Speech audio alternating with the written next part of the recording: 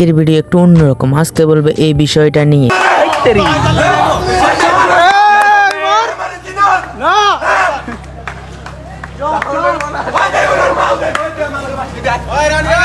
যে মেয়ে কথা বলতে গিয়ে মুখ দিয়ে স্যাপ বাইর হয় সে নাকি আবার বাংলাদেশের স্টার।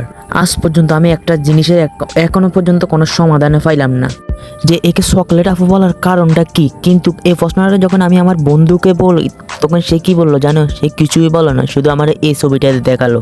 যত রেস্টুরেন্টস বলো সব জায়গার লাইক আমরা রেনাইসিয়ানে গেছি, আমার বার্থডেতে গেছি, ওই হোটেলটায় আমরা হলো অনেক সুন্দর করে সেলিব্রেশন করছিলাম। তো ওইগুলোর সব কিছুর বিল আমি পে করছি।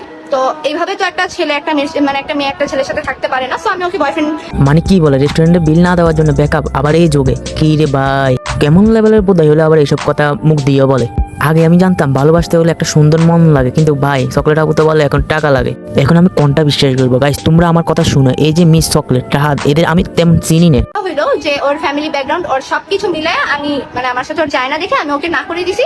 আর কথা সেটা না, এখন কথা হচ্ছে তুই তাকে বিএফের মতন সময় দিলে, যখনই তুই ভালো অপশন পাইলি তখনই সে খারাপ হয়ে গেল। আরে বোধের বাচ্চা, তোদের সে পছন্দ করছে, এটাই তো তোর 7 জন্মের ভাই। আচ্ছা এতদিন পর তুই বুঝলি ছেলের ব্যাকগ্রাউন্ড খারাপ? কখন বুঝলি? যখন ছেলে তোর পিছে টাকা উড়াতে পারছে না। আরে বঞ্চদের বাচ্চা, এটা আমরা বুঝি। আর এটাও বুঝলাম ছেলের ফ্যামিলি ব্যাকগ্রাউন্ড খারাপ। তোর ফ্যামিলি ব্যাকগ্রাউন্ড ভালো?